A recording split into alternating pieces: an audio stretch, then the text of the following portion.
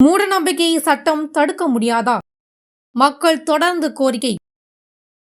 அரசு என்ன செய்கிறது? கடந்த மாதம் ஏப்ரல் 21ஆம் தேதி தமிழக சட்டமன்றத்தில் மூடநம்பிக்கையை பற்றி திமுக எம்எல்ஏ எழிலன் நாகநாதன் பேசினார். அதில் இந்திய அரசியலமைப்பு சட்டத்தின் பிரிவு 51AH அறிவியல் மனப்பான்மையை வளர்த்தல் எனும் பாவனையை அடிப்படை கடமையாக குறிப்பிடுகிறது. ஆனால் பில்லி சூனியம், ஜோதிடம், ஏவல் ஆகியவை இதற்கு முற்றிலும் முரணானவை. மூட நம்பிக்கைகளை ஒழிப்பதற்காக அரசு சிறப்பு சட்டம் கொண்டு வருமா என கேள்வி எழுப்பினார். அதற்கு பதிலளித்த சட்டத்துறை அமைச்சர் ரகுபதி, ஒவ்வொருவருக்கும் தனி நம்பிக்கைகள் உள்ளன.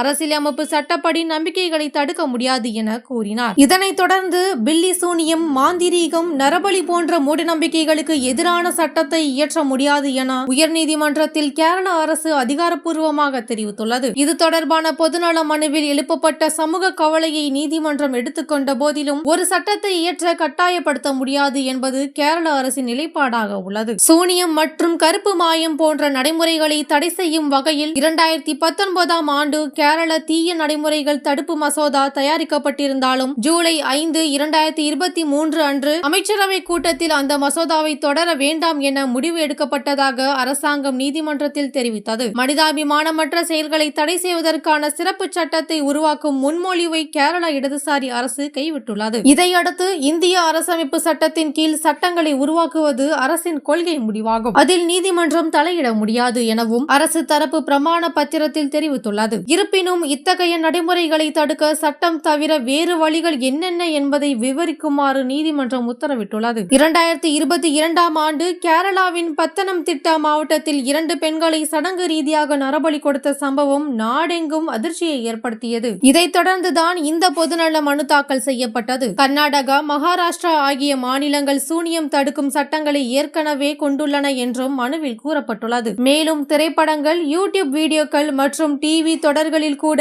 சூனியம் மற்றும் மாய விதைகளை மக்களுக்கு புரிய வைக்கும் விதமான உருவங்களும் காட்சிகளும் இடம்பெறுவதால் அது மூடநம்பிக்கையை ஊக்குவிக்கிறது எனவும் மனுதாரர் வலியுறுத்துகிறார். அறிவியல் மனப்பான்மையை ஊக்குவிக்கும் வகையில் மாநில, மத்திய அரசுகள் மூடநம்பிக்கைகளுக்கு எதிரான தனி சட்டங்களை கொண்டு வர வேண்டும். பள்ளி, கல்லூரி பாடத்திட்டங்களில் அறிவியல் மனப்பான்மை பற்றிய பயிற்சிகள் சேர்க்கப்பட வேண்டும். சட்டப்பேரவையில் மூட நம்பிக்கைகளை பற்றி விவாதிக்கப்பட வேண்டும் என பல சமூக அமைப்புகள் வலியுறுத்துகின்றன. இதேவேளை மறைந்த முன்னாள் முதல்வர் கலைஞர் 2013 செப்டம்பர் 10 அன்று வெளியிட்ட அறிக்கையில் மூட நம்பிக்கைகளுக்கு எதிராக மகாராஷ்டிரா அரசு அவசர சட்டம் கொண்டு வந்தது ஒரு சிறப்பான முன்முயற்சி. நரபலி, சூனியம், மாந்திரிகம் ஆகியவற்றிற்கு எதிராக கடுமையான தண்டனைகளை விதிக்கப்பட்டுள்ளன என குறிப்பிடப்பட்டிருந்தது. மராட்டிய மாநிலத்தில் பகுத்தறிவு போராளி நரேந்திர தபோல்கர் 2013 ஆகஸ்ட் 20 அன்று படுகொலை செய்யப்பட்ட பின்னர் அவசரமாக அந்த சட்டம் நடைமுறைக்கு வந்தது. தபோல்கர் நம்பிக்கையின் பெயரில் சுரண்டல் செய்வதை எதிர்த்து போராடியவர் என்றும் அறியாமையை தவிர்க்க ஆயுதங்கள் தேவையில்லை என வலியுறுத்தியிருந்தார். தந்தை பெரியார் 1923ஆம் ஆண்டிலேயே மூட நம்பிக்கைகளை ஒழிக்காதவரை சுயமரியாதை சாத்தியமில்லை என கூறியிருந்தார். இன்று நூற்றாண்டு கடந்த பிறகும் நம் சமுதாயத்தில் இதனுடைய தாக்கம் குறைந்துவிடவில்லை என்பதையே தற்போதைய நிகழ்வுகள் காட்டுகின்றன.